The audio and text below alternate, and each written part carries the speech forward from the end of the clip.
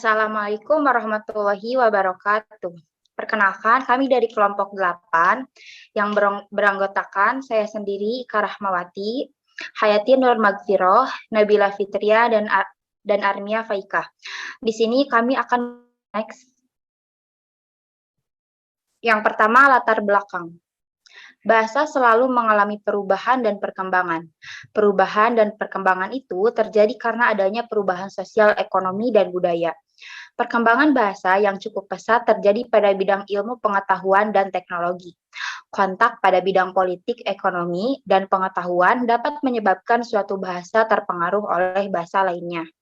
Proses saling mempengaruhi antara bahasa yang satu dengan bahasa yang lain tidak dapat dihindarkan. Bahkan sebagai bagian integral, kebudayaan tidak dapat lepas dari masalah-masalah di atas. Sebagai akibatnya, integrasi akan muncul baik secara lisan maupun tertulis.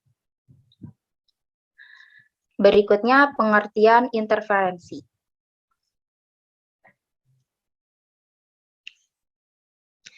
Interferensi adalah kekacauan yang terjadi dalam penggunaan bahasa akibat pengaruh bahasa satu terhadap bahasa dua, ataupun sebaliknya, pengaruh bahasa dua terhadap bahasa satu. Interferensi juga hampir sama dengan campur kode, yakni penggunaan unsur bahasa lain dalam menggunakan suatu bahasa. Bedanya, interferensi ini dianggap sebagai suatu kesalahan karena menyimpang dari kaidahnya. Dalam interferensi, pada bahasa satu dapat mengaruhi bahasa dua, dan bahasa dua pun sebaliknya dapat juga dipengaruhi oleh bahasa satu. Berikutnya, mengapa interferensi ini bisa terjadi? Interferensi ini bisa terjadi dikarenakan masyarakat menguasai dua bahasa atau lebih. Hal ini ditunjukkan dalam sebuah survei bahwa masyarakat dunia adalah masyarakat trilingual, dengan negara Indonesia adalah trilingual tertinggi di dunia. Masyarakat Indonesia terbiasa dengan menggunakan 3 bahasa sekaligus. Karena masyarakat Indonesia lebih menguasai 2 atau 3 bahasa sekaligus, maka ketika mereka menggunakan bahasa tersebut, pada bahasa satu dan bahasa duanya ini cenderung saling mempengaruhi dalam pemakaiannya. Next. Berikutnya ada jenis-jenis interferensi. Yang pertama ada interferensi fonologis, kemudian yang kedua ada interferensi morfologis, yang ketiga ada interferensi sintaksis, dan yang keempat ada interferensi leksikon. Next. Yang pertama, interferensi fonologis adalah pengaruh bahasa satu terhadap bahasa dua, atau bahasa dua terhadap bahasa satu dalam bentuk pengucapan atau pronunciation dalam bentuk font atau fonologi dalam produk bunyi-bunyi bahasa. Misalnya, ketika orang Jawa mengucapkan kota, kata kota yang diawali dengan huruf D atau B, biasanya diawali dengan huruf sengau. Contohnya yaitu pada nama kota Bandung dan kota Demak, orang Jawa ini biasa menyebutnya dengan Bandung atau Demak. Nah, kemudian ada interferensi morfologis. Interferensi morfologis ini terjadi akibat pengaruh bahasa satu terhadap bahasa-bahasa atau sebaliknya pada tingkat pembentukan kata. Misalnya pada penggunaan imbuhan atau afiksasi-afiksasi yang lazimnya digunakan pada bahasa satu ternyata digunakan pada bahasa dua, ataupun bisa sebaliknya. Afiksasi pada bahasa dua digunakan pada bahasa satu yang menyebabkan interferensi. Contohnya penggunaan kata ketabrak seharusnya tertabrak. Berikutnya, interferensi sintaksis adalah interferensi yang terjadi pada tataran penyusunan kalimat. Terjadi ketika kita menyusun kalimat dalam bahasa satu tetapi menggunakan sintaksis bahasa dua atau sebaliknya. Contohnya, makanan itu telah dimakan oleh saya. Telah dipengaruhi oleh kosakata bahasa Sunda, kemudian dibaca menjadi makanan teh atos dituang ku abdi. Kalau menurut susunan bahasa Indonesia, seharusnya makanan itu telah saya makan. Kemudian yang keempat, interferensi leksikon atau kosakata. Interferensi ini terjadi ketika menggunakan kata-kata tertentu dari bahasa satu dalam tuturan bahasa dua, atau sebaliknya dalam kata-kata bahasa dua dalam tuturan bahasa satu. Misalnya, pada kalimat, "Kamu tahu nggak si Ana mau merit kapan?" Nah, kata merit ini kan diambil dari kata bahasa Inggris yang artinya itu menikah, tetapi disisipkan dalam sebuah kalimat dalam berbahasa Indonesia. Begitu. Selanjutnya akan dijelaskan oleh Armia. Selanjutnya, ada faktor penyebab terjadinya interferensi. Faktor penyebab terjadinya interferensi menurut Weinreich tahun 1970 halaman 64 sampai 65 ada beberapa faktor yang menyebabkan terjadinya interferensi antara lain. 1. Kedwibahasaan peserta tutur. Pangkal terjadinya interferensi dan berbagai pengaruh lain dari bahasa sumber, baik dari bahasa daerah maupun bahasa asing. Hal itu disebabkan terjadi kontak bahasa dalam diri penutur yang dwibahasawan yang pada akhirnya dapat menimbulkan interferensi. Yang kedua, tipisnya kesetiaan pemakaian bahasa penerima cenderung menimbulkan sikap kurang positif. Hal itu menyebabkan pengabaian kaidah bahasa penerima yang digunakan dan pengambilan unsur-unsur bahasa yang dikuasai penutur tidak terkontrol. Akibatnya muncul bentuk interferensi dalam bahasa penerima yang digunakan oleh penutur, baik secara lisan maupun tertulis. Yang ketiga, tidak cukupnya kosakata bahasa penerima. Perbendaharaan kata suatu bahasa pada umumnya hanya terbatas pada mengungkapkan berbagai segi kehidupan yang terdapat di dalam masyarakat yang bersangkutan, serta segi kehidupan lain yang dikenalnya. Oleh karena itu, jika masyarakat itu bergaul dengan segi kehidupan baru dari luar, akan bertemu dan mengenal konsep baru yang dipandang perlu. Karena mereka belum mempunyai kosakata untuk mengungkapkan konsep baru tersebut. Lalu mereka menggunakan kosakata bahasa sumber untuk mengungkapkannya secara sengaja. Pemakaian bahasa atau kosakata bahasa sumber untuk mengungkapkan konsep baru tersebut.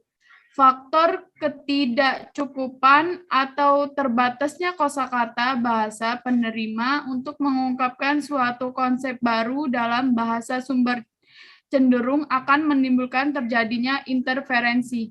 Selanjutnya akan dijelaskan oleh Saudari Hayatin. Iya, baik. Tadi kita sudah membahas mengenai apa itu interferensi. Sekarang kita membahas apa itu integrasi. Slide selanjutnya. Menurut Mackey, tahun 1968 menjelaskan bahwa integrasi adalah unsur-unsur bahasa lain yang digunakan dalam bahasa tertentu dan dianggap sudah menjadi warga bahasa tersebut. Jadi, unsur bahasa itu tidak lagi dianggap sebagai unsur pinjaman atau pungutan. Penerimaan unsur bahasa lain dalam bahasa tertentu sampai menjadi berstatus integrasi memerlukan waktu dan tahap yang relatif panjang. Pada mulanya, seorang penutur suatu bahasa menggunakan unsur bahasa lain itu dalam tuturannya sebagai unsur pinjaman karena terasa diperlukan. Misalnya, karena dalam bahasa satunya unsur tersebut belum ada padanannya, atau bisa juga telah ada, tapi dia tidak mengetahuinya. Kalau kemudian unsur asing yang digunakan itu bisa diterima dan digunakan juga oleh orang lain, maka jadilah unsur tersebut berstatus sebagai unsur yang sudah berintegrasi. Nah, contohnya ini dalam bahasa Indonesia itu ada kata riset. Awalnya itu berasal dari kata research dalam bahasa Inggris, di mana kata research kemudian ucapan dan ejaannya mengalami penyesuaian menjadi kata riset. Sehingga kata riset menjadi kosakata bahasa Inggris yang telah berintegrasi ke dalam bahasa Indonesia. Maka bukan lagi disebut sebagai unsur pinjaman. Selanjutnya, adapun proses penerimaan unsur bahasa asing, khususnya untuk kosakata dalam bahasa Indonesia, yaitu yang pertama ada secara audial, yang kedua itu ada secara visual. Selanjutnya, proses penerimaan unsur bahasa asing secara audial, mula-mula penutur Indonesia mendengar butir-butir leksikal itu dituturkan oleh penutur aslinya. Lalu mencoba menggunakan apa yang terdengar oleh telinga, itulah yang diujarkan lalu dituliskan. Oleh karena itu, kosakata yang diterima secara audial seringkali menampakkan ciri ketidakteraturan bila dibandingkan dengan kosakata aslinya. Adapun yang secara visual, penyerapan bahasa itu dilakukan melalui bentuk tulisan dalam bahasa aslinya. Lalu, bentuk tulisan itu disesuaikan menurut aturan yang terdapat dalam kedua dokumen kebahasaan di atas. Umpamanya, sistem, bukan sistem. Fonem menjadi fonem, standar menjadi standar, standardization menjadi standardiasi, bukan standarisasi.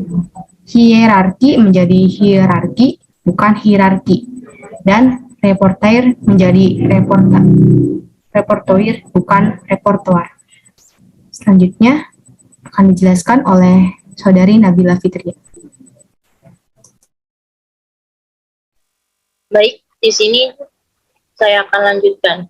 Nah, jadi integrasi itu ada yang namanya penyerapan unsur asing dalam rangka pengembangan bahasa Indonesia.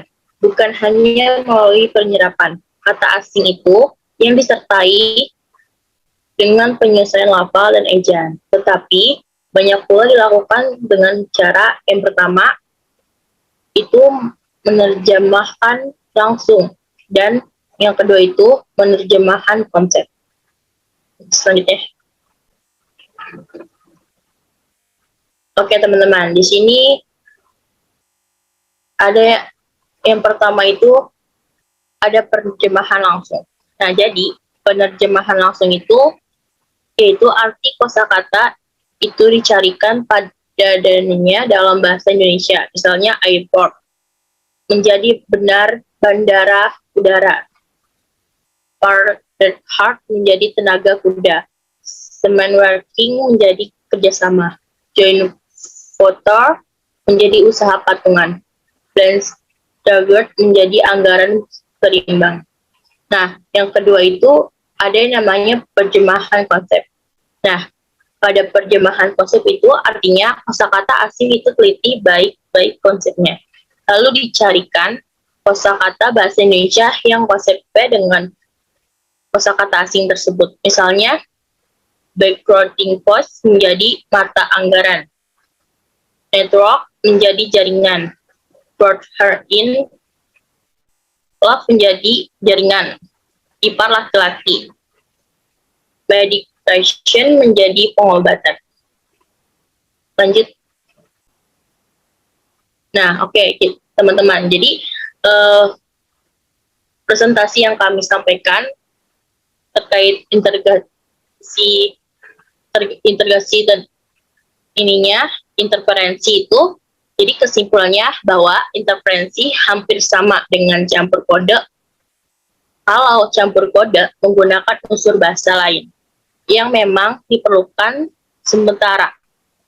Interferensi menggunakan unsur bahasa lain, namun dianggap suatu yang menyimpang dari kaidah bahasa Indonesia.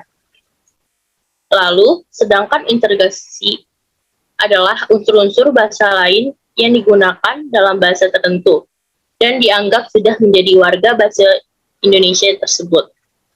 Tidak dianggap lagi sebagai unsur pinjaman atau pungutan.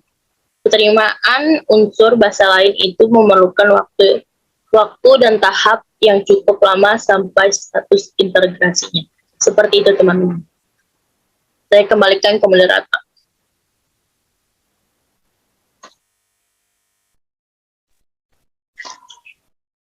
Cukup sekian yang kelompok kami sampaikan. Semoga apa yang kami sampaikan dapat dipahami dan bermanfaat bagi teman-teman. Saya ucapkan terima kasih. Wassalamualaikum warahmatullahi wabarakatuh.